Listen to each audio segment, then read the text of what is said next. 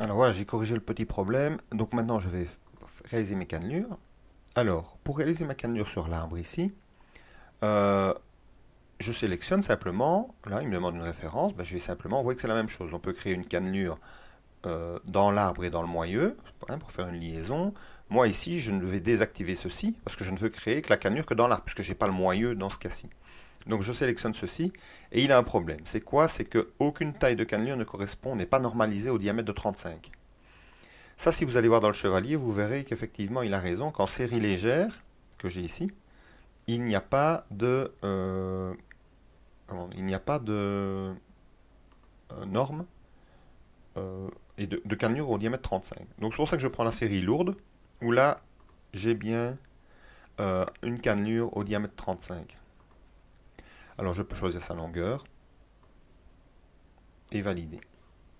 Alors, évidemment, vous voyez que si vous vouliez vraiment dessiner toutes ces fonctions, bah, ça vous prendrait quand même un certain temps, hein, de dessiner vraiment en prenant votre chevalier, en prenant toutes les cotes de la cannelure. Maintenant, ce qu'on peut faire aussi, c'est qu'on peut les simplifier très fort. Il faut réfléchir toujours quand on conçoit, qu'est-ce que ça nous apporte vraiment. Vous savez qu'on pourrait faire une cannelure fortement simplifiée, simplement en découpant avec des simples rectangles, et puis dans le plan, on met une référence vers la norme de cannelure. Et donc, la personne qui doit usiner et réaliser votre arbre saura ce qu'il a lieu de faire. Et vous, vous n'aurez pas passé un temps fou à dessiner tous les détails de la cannelure. Enfin, ici, voilà, tous les détails de la cannelure, ils vous sont donnés automatiquement grâce au design accélérateur.